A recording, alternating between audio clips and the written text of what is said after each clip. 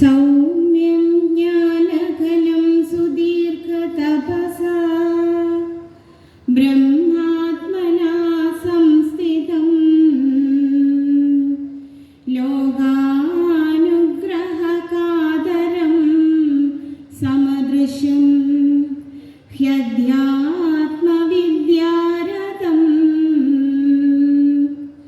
സ്മേരാസ്യം വിമലം ചരാചരഗുരും കാരുണ്യരൂപം പ്രഭും ശാന്താനന്ദമുനിം നമാമി പരമം സംസാരബന്ധച്ഛിദം.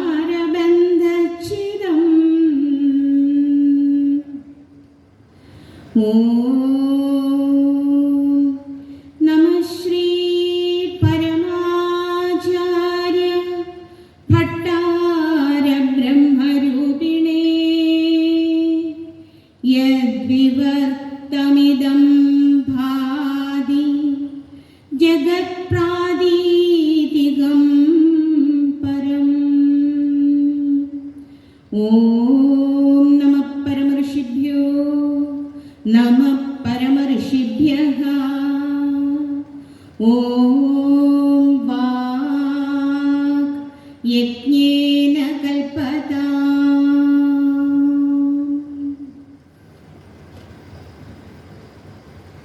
നൂറ്റിപ്പതിനാലാമത് ഹിന്ദുമത പരിഷത്ത് 5-ാം ദിവസം അയ്യപ്പ ഭക്ത സമ്മേളനം നടക്കുന്ന ഈ വേദിയിൽ ഉപവിഷ്ടരായിരിക്കുന്ന മഹത്തുക്കളെ, അയ്യപ്പ സ്വരൂപികളെ, ആത്മസ്വരൂപികളെ, ഏവർക്കും ഹൃദയത്തിൻ്റെ അഗാധതയിൽ നിന്നും സ്നേഹം നിറഞ്ഞ പ്രണാമം അർപ്പിച്ചുകൊള്ളുന്നു. ഇന്ന് അയിരൂർ ചെറുകോൽപ്പുഴ ഹിന്ദുമത പരിഷത്തിന്റെ ഊർജ്ജസ്വലരായ സംഘാടകർ, വിവേകികളായ പ്രവർത്തകർ ഈ അയ്യപ്പ ഭക്ത സമ്മേളനം ഏത് രീതിയിൽ ചർച്ച ചെയ്യപ്പെടണം എന്ന് വളരെ വിചിന്തനം ചെയ്ത് ഓരോരോ വിഷയങ്ങളായി വേർതിരിച്ച് നൽകിയിട്ടുണ്ട്. അതിനനുസരിച്ച് നിങ്ങളുമായി സംവദിക്കുവാൻ എനിക്ക് ലഭിച്ചിരിക്കുന്ന വിഷയം ശബരിമല ചൈതന്യം, ഭക്തിയും ശുദ്ധിയും ക്ഷേത്ര ആരാധനയുടെ ആത്മീയ അടിത്തറയും എന്നതാണ്. നമുക്കേവർക്കും അറിയാം, ശബരിമല സന്നിധി സമദർശന സന്നിധിയാണ്. ഭാരതത്തിന്റെ ദർശന സാരം യാതൊന്നാണോ അത് സമ്പൂർണമായി ദർശിക്കുവാൻ കഴിയുന്ന ശക്തി കേന്ദ്രം. കർമ്മയോഗത്തിന്റെയും ഭക്തിയോഗത്തിന്റെയും ജ്ഞാനയോഗത്തിന്റെയും സമഞ്ജസമായ സമ്മേളനം വ്യക്തമായി ദർശിക്കുവാൻ കഴിയുന്ന ലോകത്തിലെ ഏക തീർത്ഥാടന കേന്ദ്രമാണ് ശബരിമല. ശബരിമലയിലേക്ക് പോകുന്ന ഒരു തീർത്ഥാടകൻ തന്റെ വ്യാവഹാരിക തലത്തിൽ നിൽക്കുമ്പോൾ തന്നെ കർമ്മയോഗിയായി, തുടർന്നുപാസകനായ ഒരു ഭക്തനായി, ജ്ഞാനമാർജിക്കുന്ന മഹത്തായ ആചാര അനുഷ്ഠാനങ്ങൾ ക്രോഡീകരിച്ചിരിക്കുന്ന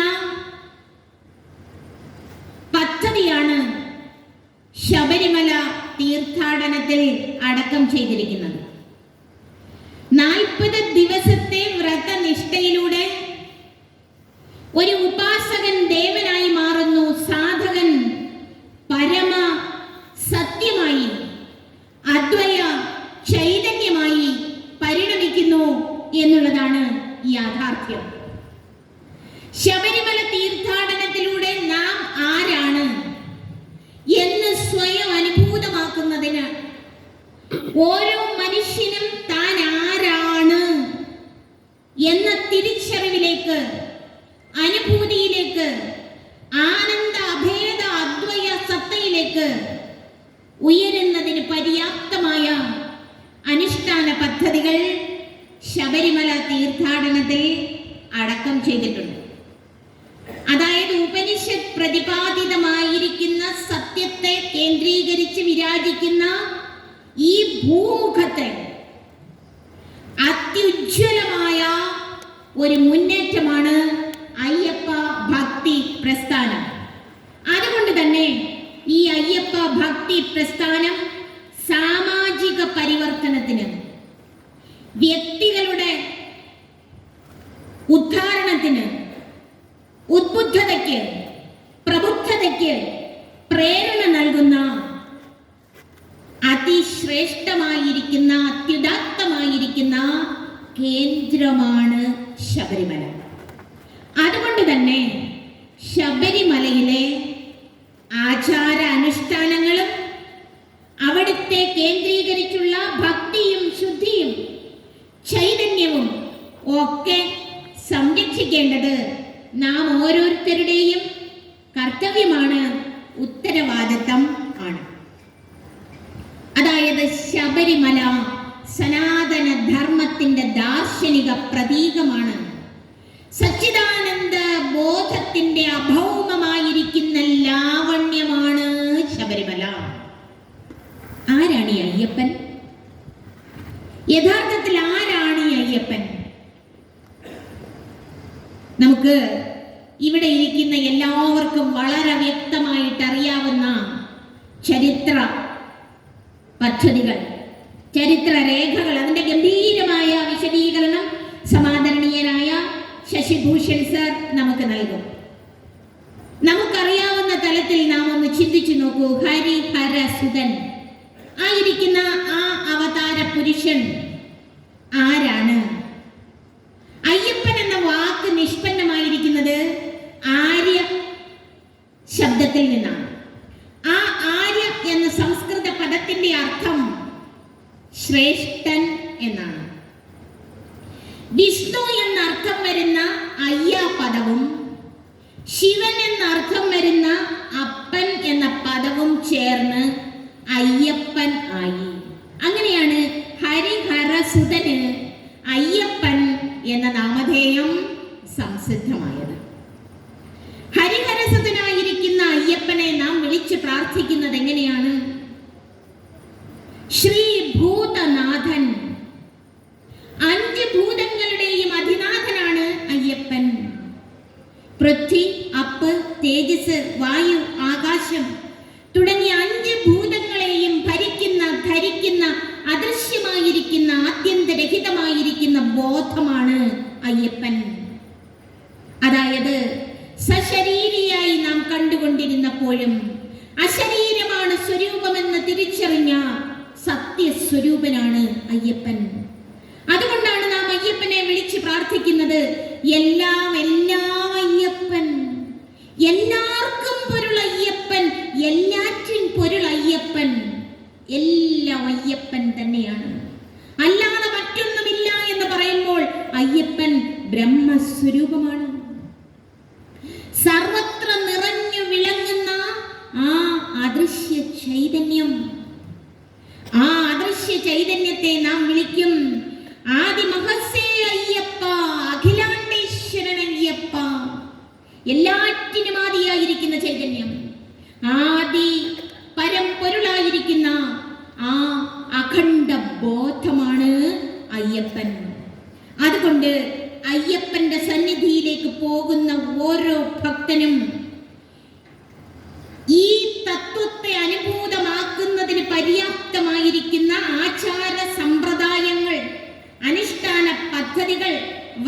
വ്രതനിഷ്ഠകൾ നമ്മളുടെ ഈ 41 ദിവസത്തെ മണ്ഡലകാലത്ത് അടക്കം ചെയ്തിട്ടുണ്ട്. ഈ 41 ദിവസത്തെ വ്രതനിഷ്ഠ എങ്ങനെ ആചരിക്കണം എന്ന് അറിയാതെ കേവലം ഉപരിപ്ലവമായ ഒരു ചടങ്ങായി നാം ധരിച്ചുകൊണ്ട് മുന്നോട്ട് പോവുകയാണ് എങ്കിൽ നമുക്കൊരിക്കലും ആ പരമമായ സത്യത്തിലേക്ക് ഉയരുവാൻ കഴിയുകയില്ല. എൻ്റെ ഗുരുനാഥൻ ബ്രഹ്മശ്രീ ശാന്താനന്ദഗിരി സ്വാമിജി ജന്മഭൂമി പത്രത്തിൽ 41 ദിവസം ഈ മണ്ഡലകാലത്ത് തന്നെ തുടർച്ചയായി ശ്രീ അയ്യപ്പൻ ആചാരങ്ങളും തത്വബോധവും എന്ന ഒരു ലേഖനം തുടർച്ചയായി എഴുതി അത് ഹിന്ദു വിശ്വം എടുത്ത് പ്രസിദ്ധീകരിക്കുകയും ചെയ്തു. ശ്രീ അയ്യപ്പൻ ആചാരങ്ങളും തത്വബോധവും. ആ മഹത് ഗ്രന്ഥത്തില് ഓരോ ആചാരത്തിന്റെയും ശാസ്ത്രീയമായ തത്വം വളരെ വ്യക്തമായി വിവരിക്കുന്നുണ്ട്. ഇന്നത് ശാന്താനന്ദം പബ്ലിക്കേഷൻസും പ്രസിദ്ധീകരിച്ചിട്ടുണ്ട്. അതായത് ഈ ആചാര അനുഷ്ഠാനങ്ങൾ ഒരു സാധകന ശരിയാവണ്ണം അറിഞ്ഞനുഷ്ഠിക്കുകയാണ് എങ്കിൽ, അവബോധത്തോടു കൂടി സ്വയം ആചരിക്കുകയാണ് എങ്കിൽ അവൻ അയ്യപ്പനായി പരിണമിക്കും എന്നുള്ളതാണ് യാഥാർത്ഥ്യം. അതെങ്ങനെ നമുക്ക് മനസ്സിലാക്കാം? നാം കണ്ടുകൊണ്ടിരിക്കുന്ന, അറിഞ്ഞുകൊണ്ടിരിക്കുന്ന ഈ ഭൂമി കേവലം ഒരു ഗ്രഹമാണ്. ഇതുപോലെ കോടാനുകോടി ബ്രഹ്മാണ്ടങ്ങളുണ്ട്.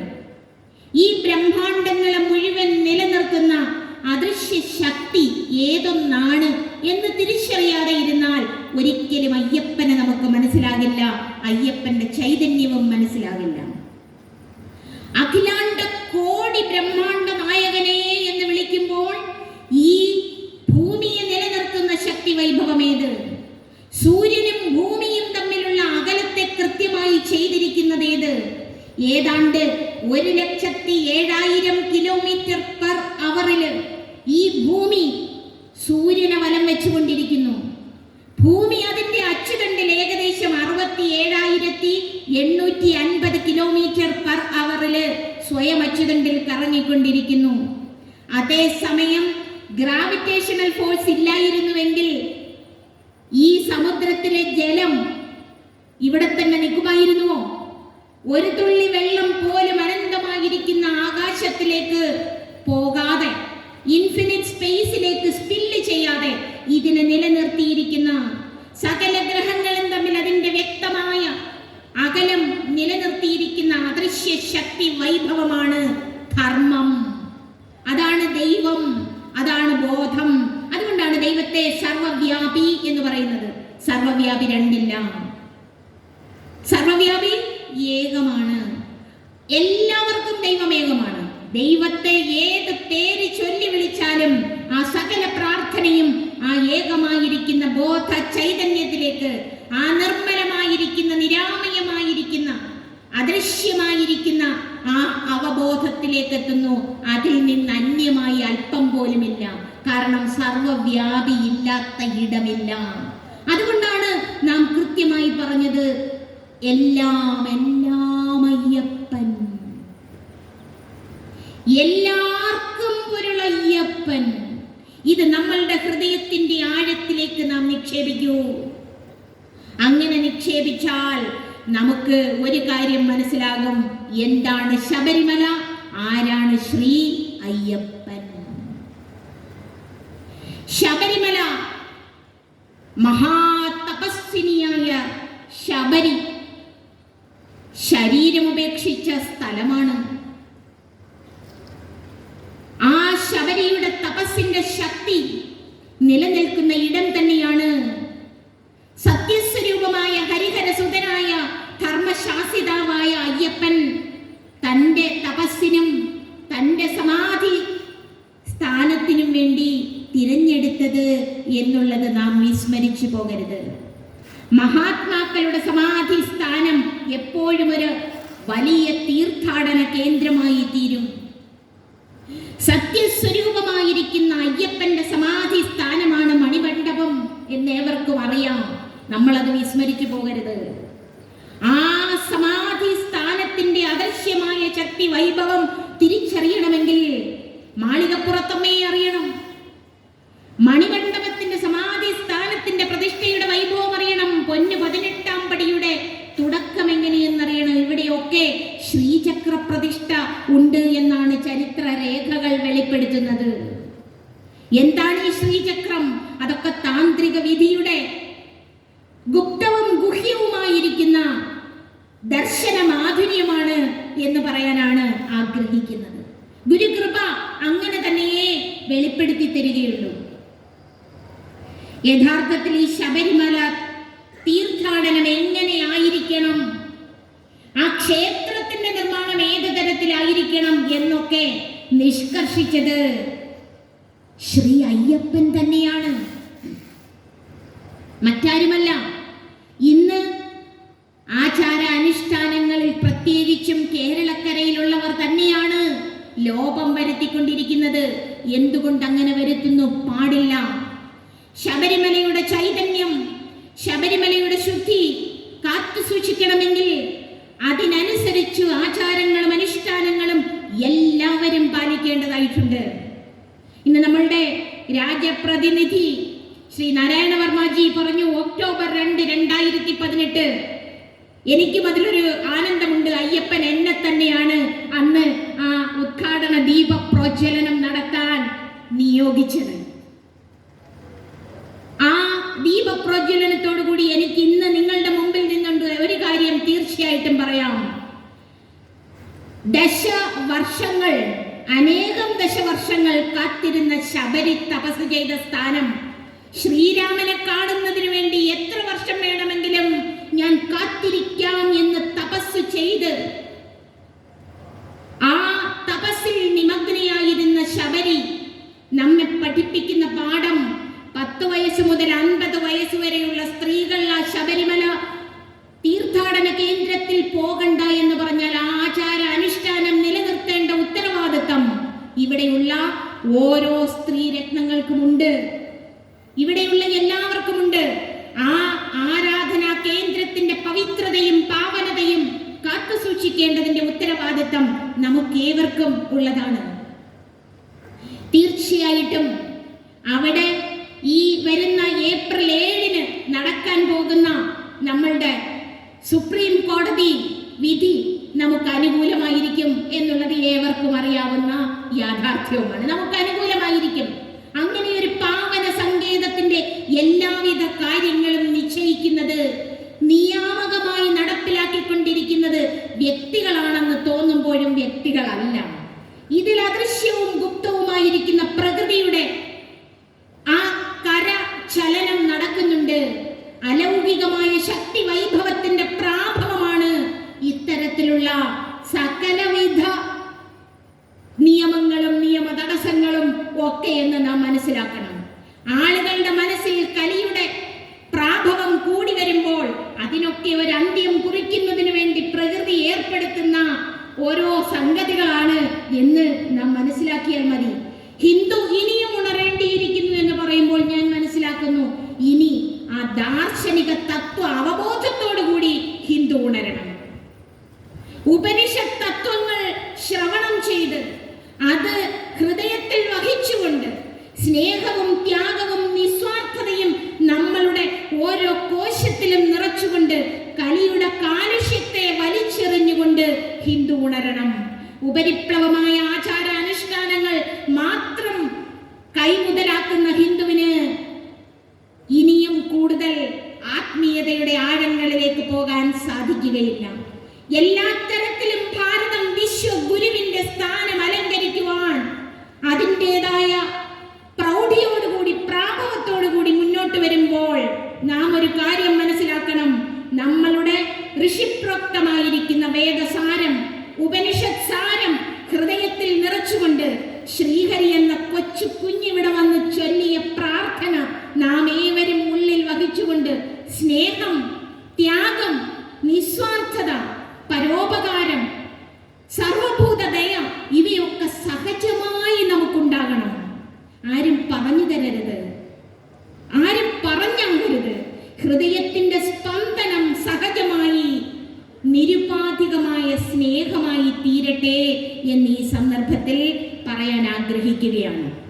യഥാർത്ഥത്തിൽ ശബരിമല തീർത്ഥാടനം എന്ന പദം കൊണ്ട് തന്നെ നാം ഉദ്ദേശിക്കുന്നത് എന്താണ്?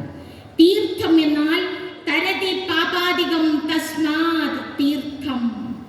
സകലവിധ പാപങ്ങളെയും ഒഴിവാക്കുന്നത് ഏതോ അതാണ് തീർത്ഥം.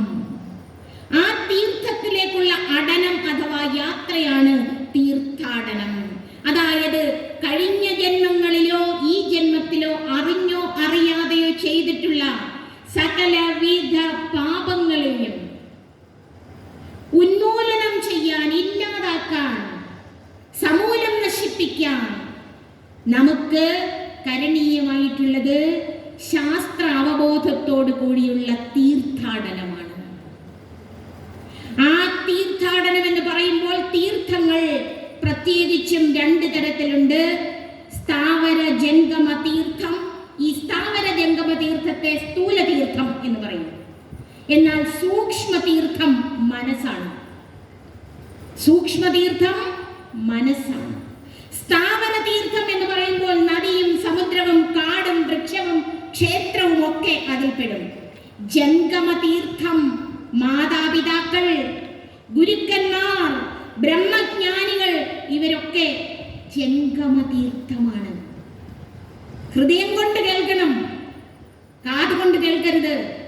മസ്തിഷ്കം കൊണ്ട് ഗ്രഹിക്കരുത്, ഹൃദയം കൊണ്ട് ഗ്രഹിക്കണം. എന്നാൽ മനസ്സാകട്ടെ സൂക്ഷ്മ തീർത്ഥമാണ്. ശ്രീ ശങ്കര ഭഗവത്പാദ പറയുന്നു, തീർത്ഥം പരം കിം സ്വമനോവിശുദ്ധം. സ്വമനോവിശുദ്ധിയേക്കാൾ ഉപരിയായി ഏത് തീർത്ഥമാണുള്ളത്? മനോവിശുദ്ധിയാണ് ഏറ്റവും പരമമായ തീർത്ഥം. നാം ഒരു ദേവസന്നിധിയിലേക്ക് പോകുന്നു എന്ന് ചിന്തിക്കുമ്പോൾ തന്നെ ശാരീരിക, മാനസിക, ബൗദ്ധിക പ്രക്ഷാളനത്താൽ നമ്മളുടെ അന്തരംഗത്തെ വിശുദ്ധമാക്കി തീർക്കണം. അങ്ങനെ മാനസ സപ്ത തീർത്ഥകം നമ്മൾ ഉള്ളിൽ നിറയ്ക്കണം. ഏതൊക്കെയാണ് മാനസ സപ്ത തീർത്ഥകം? 7 തരത്തിലുള്ള മനോതീർത്ഥങ്ങളുണ്ട്. സത്യം, മനസാ വാച കർമ്മണ, അന്തരാത്മാവായിരിക്കുന്ന ദൈവചേതനയെ കണ്ടുകൊണ്ട് സകലരെയും സ്നേഹിക്കാനും സേവിക്കാനും പ്രണമിക്കാനും ആ അദൃശ്യ ചൈതന്യത്തെ കണ്ടുകൊണ്ട് ഓരോ ശ്വാസവും എടുക്കാനും കഴിയണമേ. സത്യം. ക്ഷമ. ഇന്ന് ആരോടും ക്ഷമിക്കില്ല. നമ്മൾ ആരാ ക്ഷമിക്കാതിരിക്കാൻ? We are supposed to forgive everyone and everything. എല്ലാവരോടും ക്ഷമിക്കുക എന്ന് പറയുമ്പോൾ ക്ഷമ എന്ന് പറയുന്നത് seeing the divine power in each and everything. എല്ലാറ്റിലും ആ ഡിവൈൻ പവറിനെ, ദിവ്യ ശക്തിയെ അകക്കണ്ണുകൊണ്ട് കണ്ടാൽ നാം സഹജമായ ക്ഷമയിലാണ്. അവനോട് എങ്ങനെ ക്ഷമിക്കാം എന്നുള്ള ഭാവങ്ങളൊക്കെ പോകും. നമ്മളുടെ ഈഗോ പോകും. ദൈവമുള്ളിൽ, പുറത്തും ദൈവം. അപ്പൊ നമുക്ക് ഈഗോ ഇല്ല. ഈഗോ എന്ന് പറഞ്ഞാൽ തന്നെ edging God out. Edging God out. ആ ദൈവത്തെ പുറത്ത് കളയുന്നതാണ്. അതുകൊണ്ട് സ്ഥാവര ജംഗമ മാനസ തീർത്ഥങ്ങളെല്ലാം സംഗമിക്കുന്ന അതിശ്രേഷ്ഠമായ ഒരു തീർത്ഥാടനമാണ് ശബരിമല തീർത്ഥാടനം. മാലാധാരണം, മുദ്രാധാരണം എന്നാണ് പറയുന്നത്. 41 ദിവസത്തെ വ്രതമെടുക്കുന്നതിന് വേണ്ടി ഒരു അയ്യപ്പൻ മുദ്ര ധരിച്ചാൽ അയ്യപ്പന്റെ വിശ്വാസം, ആ സാധകന്റെ വിശ്വാസം, ഞാൻ ഇപ്പോൾ മുതൽ അയ്യപ്പന്റെ രക്ഷയിലാണ്. അയ്യപ്പനാണ് എന്നെ രക്ഷിക്കുന്നത്. അയ്യപ്പൻ എന്റെ ഓരോ കോശത്തിലും നിറഞ്ഞു നിൽക്കുന്നു. അവനെ പിന്നെ അയ്യപ്പനായി നാം കാണുന്നു. അവൻ സകലരെയും അയ്യപ്പനായി അഭിസംബോധന ചെയ്യുന്നു. അല്ലേ? ആണോ? അല്ലയോ? ഇത് അറിഞ്ഞുകൊണ്ട് ചെയ്യണം. അങ്ങനെയല്ലേ? ആണോ? താൻ മുദ്രാധാരണം നടത്തിക്കഴിഞ്ഞാൽ സ്വയം അയ്യപ്പനാകുന്നു. അയ്യപ്പന്റെ രക്ഷയിൽ അവൻ കഴിയുന്നു. അയ്യപ്പന്റെ ചൈതന്യത്തിൽ അവൻ ജീവിക്കുന്നു. അയ്യപ്പന്റെ വൈഭവത്തിൽ അവൻ ശ്വാസമെടുക്കുന്നു. അയ്യപ്പന്റെ ആ അനുഗ്രഹത്താൽ അവൻ അന്നം ഭുജിക്കുന്നു. അയ്യപ്പൻ മാത്രം. എങ്ങനെയാണ് ഒരു ഗർഭസ്ഥ ശിശു അമ്മയുടെ ഗർഭത്തിൽ കിടക്കുമ്പോൾ ആ ശിശുവിന് അറിയില്ല അമ്മയുടെ രക്ഷയിലാണ് താൻ ഗർഭത്തിൽ കിടക്കുന്നതെന്ന്? ശിശു അറിയുന്നുണ്ടോ? ഇല്ല. അതുപോലെ അയ്യപ്പന്റെ രക്ഷയിലാണ് സാക്ഷാത് പരമാത്മ ചൈതന്യമായിരിക്കുന്ന ശ്രീഭൂതനാഥന്റെ രക്ഷയിൽ നാം ഓരോരുത്തരും ജീവിക്കുന്നു. അന്നു മുതൽ കറുത്ത വസ്ത്രം ധരിക്കുന്നു. സ്വയം അവൻ ഓർമ്മിപ്പിക്കുകയാണ്, എന്റെ അജ്ഞാന അന്ധകാരം പോയിട്ടില്ല അയ്യപ്പ. അയ്യപ്പ ഭഗവാനേ, സ്വാമിയേ, എന്റെ ഉള്ളിലെ അജ്ഞാനത്തെ മാറ്റി ജ്ഞാനപ്രകാശത്തെ നിറച്ചു തരണമേ എന്ന് അവൻ സ്വയം തന്നെ ഓർമ്മിപ്പിക്കുകയാണ് കറുത്ത വസ്ത്ര ധാരണത്തിലൂടെ. ഗീതാകാരൻ പറയും, അജ്ഞാനേനാവൃതം ജ്ഞാനം തേന മുഹ്യന്തി ജന്തവഃ. ഈ മോഹബദ്ധരായി കഴിഞ്ഞുകൂടുന്ന എന്തുകൊണ്ടാണെന്നറിയോ? എനിക്കത് വേണം, എനിക്കിത് വേണം, പോരാ പോരാ പോരാ, അല്ലേ? പോരാ, വേണം, അതെൻ്റെത് ഇതെൻ്റെത്, പോരാ, വേണം, അതെൻ്റെത് ഇതെൻ്റെത്, സാര വിചാരമിതോ. അത് വിവേകമാണോ? അതെൻ്റെത് ഇതെൻ്റെത്? നോ, അല്ല. എല്ലാം അയ്യപ്പൻ, മറന്നു പോകരുത്. പിന്നെ എൻ്റെത് എന്താണ്? പിന്നെ എൻ്റെത് എന്താണ്? ഇത് നമ്മൾ ഓരോ നിമിഷവും സ്വയം വിശകലനം ചെയ്യണം. ഒറ്റയ്ക്കിരിക്കണം, ഏകാന്തത്തിലിരുന്ന് വിശകലനം ചെയ്ത് പഠിച്ചിട്ട് ആ അജ്ഞാനത്തെ നോക്കി ഒരു സ്വയം സാധകനായി മാറി 41 ദിവസത്തെ വ്രതനിഷ്ഠയോടുകൂടി ഓരോരുത്തരും, അത് സ്ത്രീയാകട്ടെ പുരുഷനാകട്ടെ, അവർക്ക് പോകണ്ട. 10 വയസ്സ് മുതൽ 50 വയസ്സ് വരെയുള്ളവർ പോകണ്ട.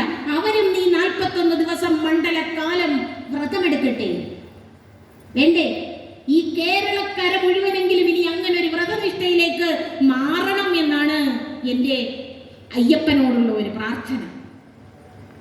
ആ ഒരു പ്രാർത്ഥനയുണ്ട്. കാരണം ആ സമയം ഒരേ വികാരം, ഒരേ ചിന്ത, ഒരേ മന്ത്രം, സ്വാമിയേ ശരണമയ്യപ്പ.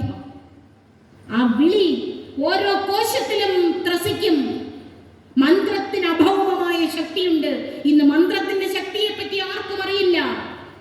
ശാസ്ത്രം ultrasonic drilling and ultrasonic cleaning പറഞ്ഞിട്ട് വലിയ ഹേർട്സ് ശക്തിയുള്ള ശബ്ദം കടത്തിവിട്ട് ഇരുമ്പ് തുണ്ടുകൾ കീറി മുറിക്കാമെന്ന് ശാസ്ത്രം കണ്ടെത്തിയിട്ടുണ്ടല്ലേ? അതെല്ലാരും വിശ്വസിക്കും. അൾട്രാസോണിക് സൗണ്ട് കൊണ്ട് ക്ലീനിങ് ചെയ്യാമെന്ന് എല്ലാരും പറയും, അതും വിശ്വസിക്കും. പക്ഷെ ഈ മന്ത്രത്തിന്റെ ശക്തിയിൽ വിശ്വാസമില്ല. എന്ത്? ഋഷിമാര് പറഞ്ഞത് ഇന്നത്തെ ശാസ്ത്രത്തെക്കാൾ വലിയ ശാസ്ത്രമാണ്. Spiritual science is A science of all sciences. അതാണ് അതിന്റെ യാഥാർത്ഥ്യം. അതുകൊണ്ട് ഈ ആത്മീയ ശാസ്ത്രം ഗ്രഹിക്കുന്നതിന് ഏതെങ്കിലും മന്ത്രം ഉണ്ടായിരിക്കണം. ഗുരു ഉപദേശത്താൽ, ഗുരുസ്വാമിയുടെ അനുഗ്രഹത്താൽ ലഭിക്കുന്ന മന്ത്രം ശ്രീ അയ്യപ്പൻ സ്വാമിയെ ശരണമയ്യപ്പ എന്ന് ജപിച്ച് ജപിച്ച് ജപിച്ച് ആ മന്ത്രത്തിന്റെ ശക്തിയിൽ സഗുണാരാധനയിൽ നിന്നും നിർഗുണമായ സത്യ അനുഭൂതിയിലേക്ക് ആ സാധകൻ ഉയരുന്നു എന്നുള്ളതാണ് യാഥാർത്ഥ്യം. നമ്മൾ ദേവന്മാർക്ക് പല പേരുകൾ പറയുമ്പോഴും ആ പല പേരുകൾ കൊണ്ട് ദൈവം പലതായി തീരില്ല. ഏകൻ അനേകം പേരുകൾ വന്നാൽ ഏകൻ പലതായി തീരില്ല. ഏകൻ അനേകം പേരുകൾ വന്നാൽ ഏകൻ പലതായി തീരില്ല. ഒരേ ചൈതന്യത്തിന് പല പേര് വന്നാൽ ആ ചൈതന്യം പലതായി തീരുമോ? തീരുമോ? ഇല്ല. നമ്മൾ തുടക്കത്തിൽ പറഞ്ഞു സർവ്വവ്യാപി ഏകമാണ്. സർവ്വവ്യാപി ഏകമാണ് എന്ന് പറയുമ്പോൾ ആ സർവ്വവ്യാപിയിൽ എങ്ങനെ ഈ ദേവതാ സ്വരൂപങ്ങൾ നിലനിൽക്കുന്നു? ശിവനും വിഷ്ണുവും സരസ്വതിയും ലക്ഷ്മിയും സുബ്രഹ്മണ്യനും, ഇങ്ങനെ പലതരത്തിലുള്ള ദേവതകൾ സർവ്വവ്യാപിയിൽ എങ്ങനെ നിൽക്കുന്നു എന്ന് നമുക്ക് മനസ്സിലാക്കാം. ഇവിടെ ധവളപ്രകാശമുണ്ട്. ഈ ധവളപ്രകാശം, ഈ സൂര്യപ്രകാശം ഒരു പ്രിസം ഉപയോഗിച്ച് നാം അതിനെ കാണുകയാണെങ്കിൽ പ്രിസത്തിൽ കൂടി കടന്നു പോകുന്ന സൂര്യപ്രകാശം violet, indigo, blue, green, yellow, orange, red, വിപ്ജിയോറായി മാറുന്നത് നിങ്ങൾക്ക് കാണാൻ കഴിയും. അതായത് ഈ സപ്തവർണ്ണങ്ങൾ ഈ ധവളപ്രകാശത്തിൽ അന്തർഹിതമാണ്, അതിൽ ഉണ്ട്. പക്ഷെ സപ്തവർണ്ണങ്ങൾ ഈ ധവളപ്രകാശത്തിൽ അന്തർഹിതമായിരിക്കുന്നത് പോലെ സകല ദേവതകളും ഏകമായിരിക്കുന്ന ബോധ ചൈതന്യത്തിൽ ഒന്നായിരിക്കുന്നു. എന്നാൽ ഓരോ കളറിനെ വേർതിരിച്ച് എടുക്കാൻ നമുക്ക് കഴിയും. ആ ഓറഞ്ചിന്റെ ഗുണവും നിറവുമല്ല ഇൻഡിഗോയ്ക്കുള്ളത്, അതിന്റെ തരംഗ ദൈർഘ്യമല്ല ഗ്രീനിനുള്ളത്. ഇതൊക്കെ നിങ്ങൾക്കറിയാം.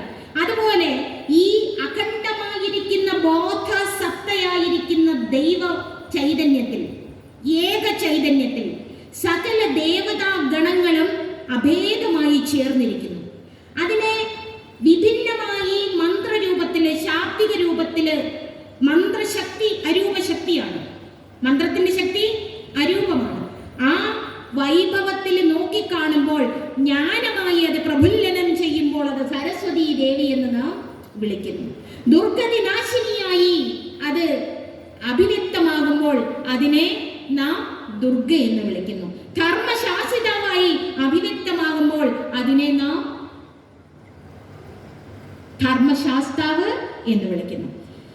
എന്തായാലും ഭക്തിയും ശുദ്ധിയും നിലനിർത്തേണ്ടത് എങ്ങനെയെന്ന് ചോദിച്ചാൽ, സദാ ആത്മാനുസന്ധാനം ഭക്തിരിത്യഭിധീയതേ എന്ന് ശ്രീശങ്കര ഭഗവത്പാദർ പറഞ്ഞ ഭക്തി സഗുണത്തിൽ നിന്നും ആരംഭിച്ച് ക്രമേണ നിർഗുണത്തിലേക്ക് ഏതൊരു ഭക്തനും ഉയരാൻ കഴിയും.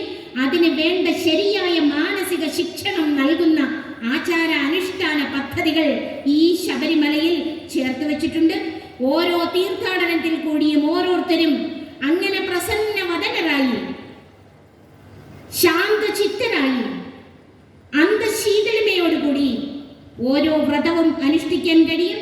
41 ദിവസത്തെ വ്രത ആചരണങ്ങളിൽ കൂടി ഒരു ഭക്തന്റെ, ഒരു സാധകന്റെ ഉള്ളിൽ നിന്ന് കാമവും ക്രോധവും ലോഭവും മോഹ മത മത്സര ഡംബ് അസൂയ ഇവയൊന്നും ലെവലേശം കടന്നു ചെല്ലാത്ത അനന്ത സത്യം നിറഞ്ഞു വിളങ്ങും. അതാണ് സാധനയുടെ പ്രത്യേകത. കാരണം സർവത്ര പൂർണ്ണമായിരിക്കുന്ന അഖണ്ഡ ബോധം, അത് തന്നെയാണ് സത്യം. ഇത് എങ്ങനെ ഒരാൾക്ക് നേടിയെടുക്കാം? ഒരാൾക്ക് മറ്റൊരാൾക്ക് കൊടുക്കാൻ പറ്റില്ല. പിന്നെ എങ്ങനെ പറ്റും? അവനവൻ തന്നെ അവനവനെ ഉദ്ധരിക്കണം. ആര് വേണം? അവനവൻ തന്നെ അവനവനെ ഉദ്ധരിക്കണം. ഉദ്ധരേതാത്മനാത്മാനം. ഏകാന്തത്തിലിരുന്ന് തന്റെ ഉള്ളിൽ ഏതെല്ലാം പാടില്ലായ്മകളുണ്ടോ, ശ്രേഷ്ഠമായ മാനവ ജന്മം ലഭിച്ചിട്ട് ഞാൻ എങ്ങനെയാണ് ജീവിതം നയിച്ചുകൊണ്ടിരിക്കുന്നത് എന്ന് ചിന്തിച്ച് നമ്മൾ ഈ ആചാരാനുഷ്ഠാനങ്ങളെ പിന്തുടരാം. ദീർഘിപ്പിക്കുന്നതിന് സമയമില്ല എന്ന് തോന്നുന്നു. എന്തായാലും ഈ അയ്യപ്പന്മാരെല്ലാം കൂടി എത്തിച്ചേർന്നത് എരുമേലിയിലാണ്. ആചാരാനുഷ്ഠാനത്തിന്റെ ഒരു പ്രത്യേകത പറയുകയാണെങ്കിൽ, എരുമേലിയിൽ എത്തുന്ന ഭക്തന്മാർ മനോവാക്കായങ്ങളിൽ ചെയ്ത പാപത്തെ മുഴുവൻ ഇല്ലാതാക്കുന്നതിന് വേണ്ടി, ദേഹബോധത്തിനപ്പുറം പോകുന്നതിന് വേണ്ടി ഒരു ആചാരം നടത്തുന്നുണ്ട്. കേരളക്കരയിലുള്ളവർ അത് ചെയ്യാൻ തയ്യാറാകുന്നില്ല. എരുമേലി പേട്ടതുള്ളൽ. ഞാൻ പറയുന്നത് എൻ്റെ വ്യക്തിപരമായ അഭിപ്രായമല്ല, ഹൃദയത്തിൽ തോന്നിയ. എല്ലാവരും ഇത് ആചരിക്കണം. എന്തിനീ ആചാരങ്ങളിൽ ലോപം വരുത്തണം? ദേഹബോധം മറന്നുകൊണ്ട്, മാനാഭിമാനങ്ങളെല്ലാം ദൂരെ വെടിഞ്ഞുകൊണ്ട് ആ എരുമേലിയിൽ പേട്ടതുള്ളലിന്റെ ഭാഗമായിട്ട് ഓരോരുത്തരും ആചാരം അനുഷ്ഠിക്കണം. എന്നിട്ട് അവിടെ ഇപ്പോൾ ചൊല്ലുന്നത് അയ്യപ്പ തിന്തകത്തോ സ്വാമി തിന്തകത്തോ, അതെല്ലാവർക്കും അറിയാം. ഇത് അങ്ങനെയല്ല. അയ്യപ്പൻ നിന്റകത്തോ സ്വാമി എന്റകത്തോ, അയ്യപ്പൻ നിന്റകത്തോ സ്വാമി എന്റകത്തോ, ഇങ്ങനെ ആവർത്തിച്ച് പറയുമ്പോൾ എന്റെ ഉള്ളിൽ ഓങ്കാര സ്വരൂപമായിരിക്കുന്ന അയ്യപ്പൻ നിന്റെ ഉള്ളിൽ ഓങ്കാര സ്വരൂപമായി, ബ്രഹ്മസ്വരൂപമായി, അദൃശ്യ ചൈതന്യമായി വിരാജിക്കുന്നു. ഇല്ലേ? ആണോ? അങ്ങനെയാണ് ആ എരുമേലി പേട്ടതുള്ളലിൽ സംഭവിക്കുന്നത്. അങ്ങനെ സംഭവിക്കുമ്പോൾ നമ്മളുടെ ഉള്ളിൽ കുടികൊള്ളുന്ന മലിന വാസനകൾ, ചെയ്തു പോയ പാപങ്ങളെല്ലാം ഒഴിവാക്കുന്നതിന്റെ ഒരു ദൃഢപ്രതിജ്ഞയാണ് എരുമേലി പേട്ടതുള്ളലിൽ കൂടി നാം നടത്തുന്നത്. അങ്ങനെ ദേഹബോധത്തിനപ്പുറത്തേക്ക് പോകുന്ന ഒരു പ്രായച്ചിത്തം. ഇതുവരെ ഞാൻ ദേഹബോധത്തിൽ ജീവിച്ചു, അയ്യപ്പ സ്വാമിയേ, ഇനി വയ്യ ഈ ദേഹബോധത്തിൽ ജീവിക്കാൻ. ഈ സങ്കുചിതമായ വ്യക്തി അഹന്തയുടെ പ്രാകൃത ഭാവങ്ങളിൽ എന്നെ തളച്ചിടരുതേ അയ്യപ്പ.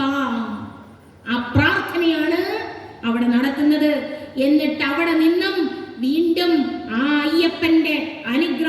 കൂടി പൂങ്കാവന സൗന്ദര്യം ആസ്വദിച്ചുകൊണ്ട് കോട്ടപ്പടിയും കാളകെട്ടിയും കടന്ന് അഴുതയിലെത്തുന്ന അയ്യപ്പൻ അഴുതയിൽ സ്നാനം ചെയ്യുന്നു. അലസാ നദി എന്നും അതിന് പേരുണ്ട്.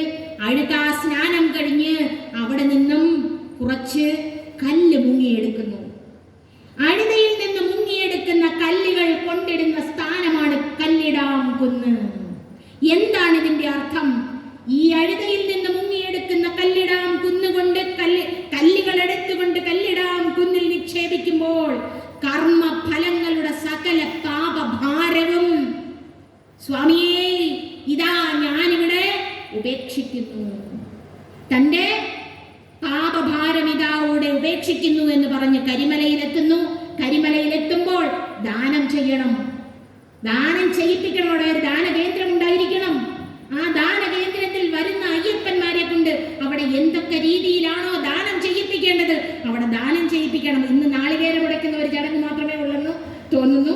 എന്നാൽ അവിടെ ദാനം ചെയ്യിപ്പിക്കുന്ന ഒരു ചടങ്ങ് കൂടിയുണ്ട്. തുടർന്ന് അപ്പാച്ചി മേടും കടന്നു ചെയ്യുമ്പോൾ ശബരി പീഠം വെൾക്കെട്ടുന്നുണ്ടോ? ശബരി പീഠം എല്ലാവർക്കും അറിയാം, ഭക്തിയുടെ ഗിരിശൃംഗം. നമ്മളുടെ രാജപ്രതിനിധിയായ നാരായണവർമ്മജി പറഞ്ഞു, എനിക്ക് വളരെയധികം അനുഭവമുണ്ട്. എൻ്റെ അനുഭവം എൻ്റെ ഹൃദയ രഹസ്യമാണ്. ഇവിടെ ഇരിക്കുന്ന ഓരോ അയ്യപ്പനും ആ അനുഭവമുണ്ട് എന്ന് എനിക്ക് കൃത്യമായിട്ട് അറിയാം. അത് ഭക്തനും ഭഗവാനും തമ്മിലുള്ള ഒരു ബന്ധമാണ്. സന്നിധാനം എന്ന് പറയുന്ന ഒരു ഗായകൻ അവിടെ പോയിട്ടാണ് തനിക്ക് സ്വരം തിരിച്ചു കിട്ടിയത് എന്ന് പറഞ്ഞിട്ടുണ്ട്. എത്രയോ ശാരീരിക രോഗങ്ങൾ കൊണ്ട് പീഡിതരായിട്ടുള്ളവർ അവിടെ ചെന്നിട്ട് പോയി, എനിക്ക് രോഗം പോയി എന്ന് ഉറക്ക മാധ്യമങ്ങളോട് വിളിച്ചു പറയുന്നുണ്ട്. നമ്മൾ പറയാൻ മടിക്കുന്നു. ഭക്തിയോടുകൂടി ഹൃദയ വിശുദ്ധിയോടുകൂടി അയ്യപ്പന്റെ മുന്നിൽ എന്തെങ്കിലും അപേക്ഷിച്ചാൽ അയ്യപ്പൻ നടപ്പിലാക്കി തരുമെന്ന വിശ്വാസം വേണം. നടപ്പിലാക്കി തരും. അതാണ് അയ്യപ്പൻ, അതാണ് ശ്രീ ശാസ്താവ്. ഇത് പറഞ്ഞപ്പോൾ എനിക്ക് നിങ്ങളുടെ ഭൗതിക ശാസ്ത്രത്തിന്റെ ഒരു കാര്യം കൂടി നിങ്ങളുമായി ഹൃദയ സംവാദം വെച്ചുകൊണ്ട് ഞാൻ പെട്ടെന്ന് തന്നെ നിർത്താം. അതായത് മുംബൈയിലെ ബ്രീച്ച് ക്യാൻഡി എന്ന് പറയുന്ന ഒരു ഹോസ്പിറ്റലില് പ്രശസ്തനായ ഒരു ന്യൂറോ സർജൻ ഡോക്ടർ പ്രസാദ്, ഈ ഡോക്ടർ പ്രസാദ് കൊൽക്കത്തയിലേക്ക് ഒരു ഇന്റർനാഷണൽ ന്യൂറോ സർജറി കോൺഫറൻസിന് ക്ഷണിക്കപ്പെട്ട വ്യക്തിത്വമായിരുന്നു. അദ്ദേഹം ആ കോൺഫറൻസിന് പോകുന്നത് മറ്റൊന്നിനും വേണ്ടിയല്ല. അദ്ദേഹത്തിന് life time achievement award international കോൺഫറൻസിൽ നൽകപ്പെടുന്നുണ്ട്. എന്തായാലും ആ കോൺഫറൻസിൽ പങ്കെടുത്ത് ആ അവാർഡ് വാങ്ങിക്കണം എന്ന അതിയായ ആഗ്രഹം ഡോക്ടർ പ്രസാദിന്റെ ഉള്ളിലും ഉണ്ടായിരുന്നു. അദ്ദേഹം കോൺഫറൻസിന്റെ തലേ ദിവസം ഉച്ചയായപ്പോൾ മുംബൈയിൽ നിന്നും ഫ്ലൈറ്റ് കയറി. ഫ്ലൈറ്റ് ജംഷഡ്പൂർ എത്തിയപ്പോഴേക്കും അതിന്റെ എഞ്ചിൻ തകരാറായി. എഞ്ചിൻ തകരാറായത് നിമിത്തം ആ ഫ്ലൈറ്റ് ജംഷഡ്പൂർ എയർപോർട്ടിൽ ഇറക്കി. അദ്ദേഹം നോക്കിയപ്പോൾ ജംഷഡ്പൂരിൽ നിന്നും കൊൽക്കത്തയിലേക്ക് ഏകദേശം 4 മണിക്കൂർ മാത്രമേ റോഡ് യാത്രയുള്ളൂ. എന്തായാലും ആ യാത്ര തുടർന്ന് റോഡ് മാർഗമാകാമെന്ന് അദ്ദേഹം തീരുമാനിച്ചു. എയർപോർട്ടിൽ നിന്നും പുറത്തിറങ്ങി അദ്ദേഹം ഒരു ടാക്സി വിളിച്ചു. ടാക്സി ഏകദേശം 2 മണിക്കൂർ പോയപ്പോഴേക്കും അതിൻ്റെ ബ്രേക്ക് പോയി. കാറ് മുന്നോട്ടെടുക്കാൻ കഴിയാത്ത രീതിയിലായി. അതിനും എന്തൊക്കെയോ കുഴപ്പം പറ്റി. അപ്പോൾ അതിശക്തമായ മഴ, ഇടി, മിന്നൽ, എങ്ങും കൂരിരുട്ട്. അദ്ദേഹം കാറിന് പുറത്തേക്ക് ഇറങ്ങി നോക്കി.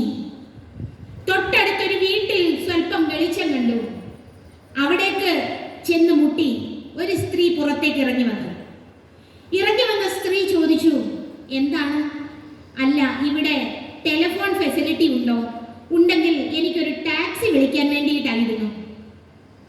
ഉടനെ അവർ പറഞ്ഞു, ടെലിഫോണൊന്നും നമുക്കിവിടെ ഇല്ല. കോരിച്ചൊരിയുന്ന മഴയല്ലേ, അങ്ങ് അകത്തേക്ക് വന്നിരുന്നോളൂ. കയറിയിരുന്നാൽ ഒരു ചായ തരാം. അവരുടെ വാക്കുകൾ കേട്ട് ഡോക്ടർ പ്രസാദ് അകത്തേക്ക് കയറിയിരുന്നു. സ്ത്രീ ചായ ഉണ്ടാക്കുന്നതിന് വേണ്ടി പോയി. അപ്പോൾ അപ്പോഴേക്കും ആ സ്ത്രീയുടെ ഭർത്താവ് വൈകിട്ടത്തെ പൂജയ്ക്ക് വേണ്ടി ഭജന ചൊല്ലുന്നതിന് വേണ്ടി മൃദംഗമൊക്കെ ഒന്ന് എടുത്തു വെച്ച് താളം പിടിക്കുകയായിരുന്നു. ഉടനെ ഡോക്ടർ പ്രസാദ് ചോദിച്ചു, നിങ്ങൾ എന്റെ ഭക്തരാണോ? ചോദ്യത്തിൽ നിന്നും നിങ്ങൾക്ക് ബോധ്യമായി കാണുമല്ലോ, അദ്ദേഹം ഭക്തനല്ല. എന്തായാലും നിങ്ങൾ അത്ര വിശ്വസിക്കുന്നുണ്ടോ ദൈവത്തെ? ആ സമയമായപ്പോഴേക്കും ഭാര്യ ചായയുമായി എത്തി. അദ്ദേഹത്തിന്റെ ശ്രദ്ധ ആ മുറിയുടെ മൂലയ്ക്കിരുന്ന ഒരു കുട്ടിയിലേക്ക് പോയി. ഏകദേശം 12 വയസ്സുള്ള ഒരു ആൺകുട്ടി. അതിന്റെ അബ്നോർമൽ ബിഹേവിയർ കണ്ടപ്പോൾ ഡോക്ടർ പ്രസാദ് ചോദിച്ചു, എന്താണ് ആ കുട്ടിക്ക് സംഭവിച്ചത്? ഉടനെ ആ ഭർത്താവ് പറഞ്ഞു തുടങ്ങി, ഇവൾക്ക് ദൈവത്തിൽ ഭയങ്കര വിശ്വാസമാണ്, ദൈവമെല്ലാം നടത്തിത്തരും എന്നാണ് വിശ്വാസം. ഭാര്യ ആ വർത്തമാനം ഇന്റർഫിയർ ചെയ്തുകൊണ്ട് പറഞ്ഞു, ദൈവമില്ലെന്ന് അങ്ങ് വിശ്വസിക്കുന്നുണ്ടോ? ഞാൻ വിശ്വസിക്കുന്നുണ്ട്. അതെങ്ങനെ വിശ്വസിക്കാം? കാരണം നിങ്ങൾക്ക് ഈ ചായ തരണമെങ്കിൽ മുകളിൽ നിന്ന് മഴ പെയ്ത് പുല്ല് വളർന്നില്ല എങ്കിൽ ഈ പശുവിന് പുല്ല് കഴിക്കാൻ പറ്റില്ല, പാല് ലഭിക്കില്ല. എനിക്ക് ഈ ചായ നിങ്ങൾക്ക് നൽകാൻ കഴിയില്ല. ഇതെല്ലാം നടക്കുന്നത് ദൈവത്തിന്റെ അനുഗ്രഹത്താലാണ്. എല്ലാം ദൈവത്തിന്റെ അനുഗ്രഹത്താൽ നടക്കും എന്ന് ഞാൻ പൂർണ്ണമായി വിശ്വസിക്കുന്നു. ആട്ടെ, എന്തായാലും പറയാം, അതെന്റെ മകനാണ്. എന്റെ മകന് എപ്പോഴും ഫിറ്റ്സ് വരും, എപ്പിലെപ്സി, സീഷേഴ്സ് എന്ന് പറയും, അപസ്മാരം. ആ അപസ്മാരം വരുന്നതിന് കാരണം ഞങ്ങൾ ജംഷഡ്പൂർ ആശുപത്രിയിൽ കൊണ്ടുപോയി കാണിച്ചപ്പോൾ പറഞ്ഞു, അതിന് ഒരു മസ്തിഷ്ക സർജറി നടത്തേണ്ടതായിട്ടുണ്ട്. ആ സർജറി നടത്താനുള്ള പൈസയൊന്നും ഞങ്ങളുടെ കയ്യിലില്ല. മാത്രവുമല്ല, സർജറി നടത്തേണ്ട സർജൻ മുംബൈയിലെ ബ്രീച്ച് ക്യാൻഡി ഹോസ്പിറ്റലിലാണ്. അദ്ദേഹത്തിന് മാത്രമേ അത് നടപ്പിലാക്കി തരാൻ പറ്റൂ. ഇവൾ വിശ്വസിക്കുന്നത് ദൈവം എന്തെങ്കിലും അനുഗ്രഹിക്കും എന്നാണ്. എനിക്ക് ഒട്ടറിയുകയുമില്ല. ഇത് കേട്ടതും അദ്ദേഹം 2 കൈകളും എടുത്ത് കാത് പൊത്തി. അദ്ദേഹത്തിന്റെ പിറ്റേന്നത്തേക്കുള്ള ആ യാത്ര അവിടെ ക്യാൻസലായി. അദ്ദേഹം അതിന് പോകാതെ അദ്ദേഹത്തിന്റെ ലൈഫ് ഹിസ്റ്ററിയിൽ കുറിച്ചതാണ്. അദ്ദേഹം ആ കുട്ടിക്ക് വേണ്ട സർജറിക്ക് വേണ്ട എല്ലാ ഏർപ്പാടുകളും ചെയ്തു. അദ്ദേഹം തന്നെ ആ ബാലന്റെ കാലിസോട്ടമി എന്ന് പറയുന്ന സർജറിയും നടത്തി. കുട്ടി സുഖപ്പെട്ടു. ഒരമ്മയുടെ ഭക്തിയുടെ ഹൃദയത്തിന്റെ വിശുദ്ധി, ഒരമ്മയുടെ വിശ്വാസം എങ്ങനെ ഭഗവാൻ നിറവേറ്റി കൊടുക്കുന്നു എന്ന് ജീവിത ചരിത്രത്തിലൂടെ നടന്ന സംഭവത്തിലൂടെ നിങ്ങളുമായി ഞാനൊന്ന് പങ്കുവയ്ക്കാൻ ആഗ്രഹിച്ചതാണ്. സ്നേഹം നിറഞ്ഞ അയ്യപ്പ സ്വരൂപികളെ, അയ്യപ്പനോട് ഉള്ളുരുകി എന്ത് പ്രാർത്ഥിച്ചാലും ഭക്തന്റെ ഹൃദയം ഭഗവാൻ അറിയും. ഭഗവാൻ എങ്ങനെ നടപ്പിലാക്കുന്നു എന്ന് നമുക്കറിയില്ല. ഭഗവാനെ വിശ്വസിക്കൂ, ഭഗവാനിൽ സമർപ്പിതമായി ജീവിക്കൂ, ഭഗവാൻ എല്ലാം നടത്തിത്തരും എന്നുള്ളതാണ് യാഥാർത്ഥ്യം. എന്തായാലും ഭക്തിയുടെ ഗിരിശൃംഗമായിരിക്കുന്ന ശബരി, സമാധിസ്ഥമായ സ്ഥാനം ഭസ്മക്കുളമൊക്കെ നിങ്ങൾക്കറിയാം. അവിടെ നിന്നും നാം സ്വീകരിക്കുന്ന ആ ശബരി പീഠത്തിൽ നിന്നും സ്വീകരിക്കുന്ന ശരമെടുത്തുകൊണ്ട് ശരം കുത്തിയാലിൽ വന്ന് നാം നിക്ഷേപിക്കുമ്പോൾ പ്രണവോധനു ശരോഹ്യാത്മാ ബ്രഹ്മതല്ലക്ഷ്യമുച്യതേ, അങ്ങനെ നമ്മൾ എത്തുന്നു, ശബരിമലയിലെത്തുന്നു.